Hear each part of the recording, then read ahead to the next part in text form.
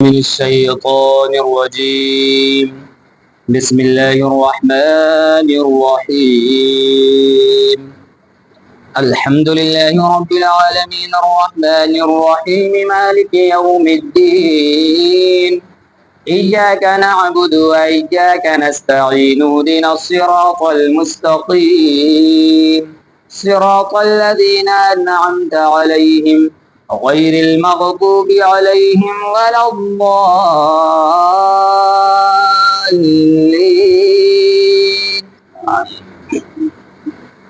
دیکھیے اللہ تعالیٰ قرآن مجید میں کیا فرماتا ہے، وَلَا تَنكِحُوا الْمُشْرِكَاتِ حَتَّى يُؤْمِنَ وَلَأَمَةٌ مُؤْمِنَةٌ خَيْرٌ مِّن مُّشْرِكَةٍ وَلَوْ أَعْجَبَتْكُمْ وَلَا تُنكِحُوا الْمُشْرِكِينَ حَتَّى يُؤْمِنُوا وَلَعَبْدٌ مُؤْمِنٌ خَيْرٌ مِّن مُّشْرِكٍ وَلَوْ أَعْجَبَكُمْ أُولَٰئِكَ يَدْعُونَ إِلَى النَّارِ وَاللَّهُ يَدْعُو إِلَى الْجَنَّةِ وَالْمَغْفِرَةِ بِإِذْنِهِ وَيُبَيِّنُ آيَاتِهِ لِلنَّاسِ لَعَلَّهُمْ يَتَذَكَّرُونَ.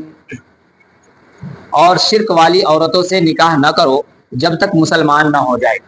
اللہ تعالیٰ نے کیا فرمایا کہ جو مسلمان نہیں ہے اس سے نکاح نہیں کرو، یعنی اس سے نکاح بھی کو حضور علیہ الصلوۃ والتسلیم مدینہ تشریف لانے کے بعد مکہ بھیجے اور کہا کہ جاؤ وہاں جو لوگ پھنسے ہیں کوئی طریقہ کوئی صورت نکال کر کے انہیں مدینہ لے آؤ.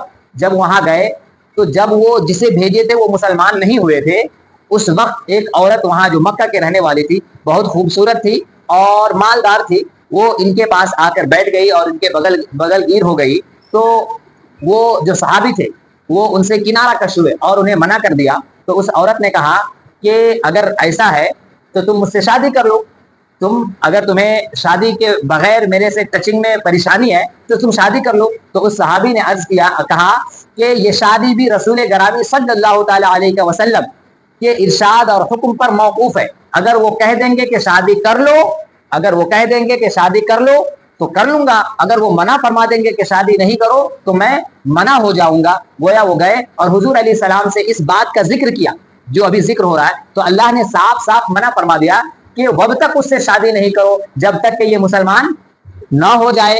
پھر اگر تمہیں عورت نہ ملے تو آزاد عورت سے بہتر، آزاد مشرک عورت سے بہتر ہے کہ ایک غلام مسلمان عورت سے شادی کرو جو مالدار نہ ہو، غریب ہو، زیادہ دیکھنے میں اچھی نہ ہو، کیونکہ خادم جو ہوتے ہیں وہ زیادہ، کیونکہ وہ کام کرنے کی وجہ سے ان کی شکلیں زیادہ خوبصورت نہیں ہوتی ہے. تو کہا کہ اس خوبصورت مشرکہ عورت سے زیادہ بہتر ایک غلام عورت ہے. وہی اللہ فرما رہا ہے. اور بے شک مسلمان لونڈی یعنی غلام مشرکہ سے اچھی ہے اگرچہ وہ تمہیں بھاتی ہو، اور مشرکوں کے نکاح میں نہ دو جب تک وہ ایمان نہ لائے، یعنی نہ ان سے نکاح کرو نہ اپنی بچیوں کو ان کے نکاح میں دو.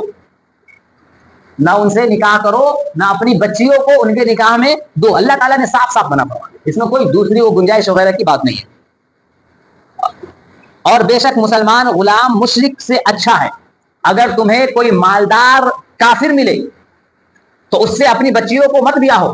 اگر تمہیں کوئی غلام غریب اور نادار مفلس مسلمان مل جائے تو ان سے اپنی بچیوں کو بیاہ دو، لیکن کسی مالدار کافر سے اپنی بچی کو نہ بیاہو اگرچہ وہ تمہیں بھاتا ہو. وہ دوزخ کی طرف بلاتے ہیں اور کہا کہ ان سے نہ شادی کرو، نہ خود کرو، نہ اپنی بچیوں کو کرو، نہ ادھر سے بچی لاؤ نہ ادھر سے بچی دو.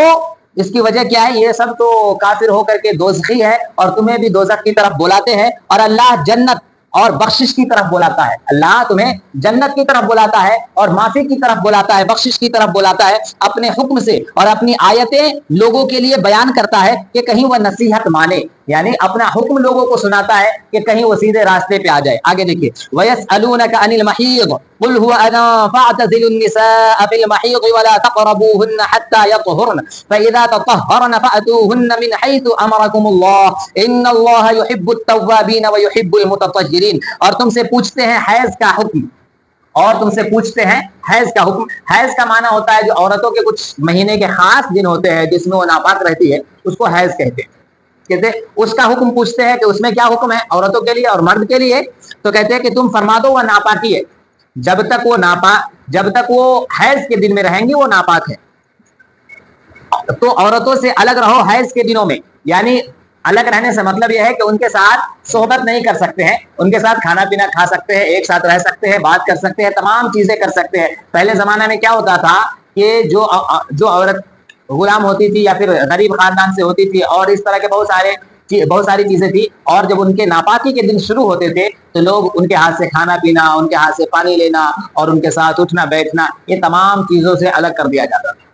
یہ ظلم تھا عورتوں پر، کیوں؟ اٹ از نیچرل، اللہ تعالیٰ نے عورتوں کو یہ ایسا پیدا ہی کیا ہے، اور یہ چیز اس کے ان کے جسمانی صحت کے لیے بہت ہی مفید ہے۔ اگر وہ یہ چیز نہیں ہوں گی ان کے ساتھ تو وہ بیمار ہو جائے گی میڈیکلی، اور وہ ان کی پریشانی بڑھ جائے گی، اور ان کی بہت ساری وجوہات ہیں۔ لیکن لوگ جاہل تھے اور مسلمان نہیں تھے، ان کے پاس ایمان نہیں تھا۔ کافر تو ایسے ہی بیوقوف ہوتا ہے، وہ تمام چیزیں اس طرح کی حرکت کرتے تھے۔ تو اللہ تعالیٰ نے ان چیزیں، لوگوں نے پوچھا کہ یہ کیا ہے، کیونکہ حضور کے زمانے میں ایسا ہوتا تھا، کیونکہ ان کا کھانا پینا، ان کا رہنا سہنا، تمام چیزیں الگ کر دی جاتی تھی۔ تو لوگوں نے حضور سے پوچھا اس کے متعلق، تو اللہ تعالیٰ نے حکم نازل فرما دیا کہ یہ ناپاکی ہے، ان دنوں میں عورتوں سے الگ رہو اور ان سے نزدیکی نہ کرو جب تک پاک نہ ہو لے، پھر جب پاک ہو جائے تو ان کے پاس جاؤ جہاں سے تمہیں اللہ نے حکم دیا ہے۔ بے شک اللہ پسند کرتا ہے بہت توبہ کرنے والے کو، اور پسند کرتا ہے ستھروں کو۔ یعنی اللہ تبارک و تعالیٰ اس چیز کو پسند نہیں کرتا ہے کہ ناپاکی کے دنوں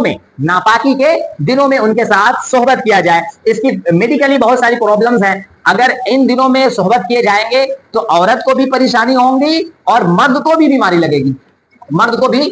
لگے گی۔ تو اللہ تعالیٰ نے کیا فرمایا کہ اللہ تبارک و تعالیٰ توبہ کرنے والے کو پسند کرتا ہے، توبہ کرنے والوں کو پسند کرتا ہے، اور جو پاک صاف رہتا ہے اسے پسند کرتا ہے، کیونکہ وہ ناپاکی ہے۔ تو ان دنوں میں جب ان کے ساتھ آپ رہیں گے تو آپ کے ساتھ بھی اس طرح کی پریشانی ہوں گی اور بیمار ہوں گے آپ، تو اللہ تعالیٰ نے ان چیزوں سے منع فرما دیا۔ اس کی بہت تفصیل ہے، لیکن اب تھوڑا سا سنیے آگے دیکھیے۔ نساؤکم حرث لکم فأتوا حرثکم ان شئتم وقدموا لانفسکم واتقوا اللہ واعلموا انکم ملاقوہ وبشر المؤمنین۔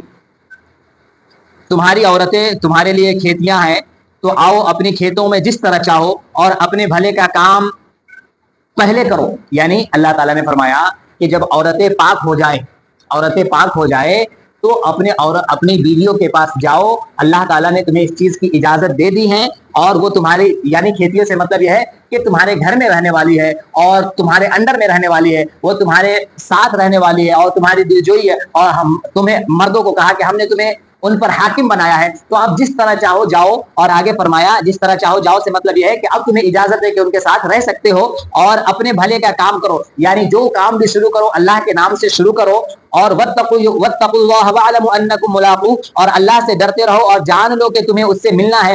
اور اے محبوب بشارت دو ایمان والوں کو۔ اللہ تعالیٰ فرماتا ہے، ان تمام چیزیں فرمانے کے بعد کہا کہ اللہ سے ڈرتے رہو، یعنی اللہ تعالیٰ جس چیز سے منع کر دے اس چیز کے قریب مت جاؤ، اور اللہ تعالیٰ جس چیز کی اجازت دے دے اس کے پاس چلے جاؤ، اس میں کوئی برائی نہیں ہے۔ برائی یہ ہے کہ اللہ تعالیٰ جس چیز سے منع کر دے لیکن پھر بھی اس کی طرف جاؤ، یہ برائی ہے۔ اور برائی کیا ہے؟ برائی یہ ہے کہ اللہ تعالیٰ نے جس چیز کا حکم دیا وہ تم اس کی طرف نہ آؤ، یہ برائی ہے۔ اب اگر اس کے علاوہ کوئی دوسری چیز ہو جس میں اللہ کا حکم نہیں ہے، جہاں اللہ نے منع فرما دیا وہاں اگر تم جاؤ گے تو برائی ہے، اور اللہ تعالیٰ نے جس چیز کا حکم دے دیا اگر تم وہاں نہیں جاؤ گے تو برائی ہے۔ آپ ہمیشہ اپنی زندگی میں دیکھ لیجئے، جہاں اللہ نے حکم دے دیا جاؤ وہاں چلے جائے، چاہے دنیا والے کو برا لگے، چاہے دنیا والے اسے برا سمجھے، کیونکہ اللہ کی نظر میں وہ چیز بری نہیں ہے، اور اللہ تعالیٰ نے جس چیز کا حکم دے دیا تجھے وہ چیز کر جاؤ، چاہے دنیا والے کو وہ چیز بری لگے، کیونکہ واتقوا اللہ واعلموا انکم ملاقوہ، اور اللہ سے ڈرتے رہو اور جان لو، اور اچھے سے جان لو کہ تمہیں قیامت کے دن انسانوں سے نہیں ملنا ہے، قیامت کے دن تمہیں اللہ سے ملنا ہے، قیامت کے دن تمہیں انسانوں کو حساب و کتاب نہیں دینا ہے بلکہ اللہ کو دینا ہے۔ تو اللہ سے ڈرتے رہو اور اللہ سے ڈرتے رہو اور جان لو کہ تمہیں اللہ سے ملنا ہے۔ اور اے محبوب بشارت دو ایمان والوں کو، بشارت کہتے ہیں خوشخبری کو، کوئی خبر دو، تو یہاں اپنے محبوب کو فرمایا کہ ایمان والوں کو بشارت دو، خوشخبری دو۔ کیا مطلب یہ کہ یہ قرآن پہ عمل کرتا رہے اور جنت میں جاتا رہے۔ ہماری نہیں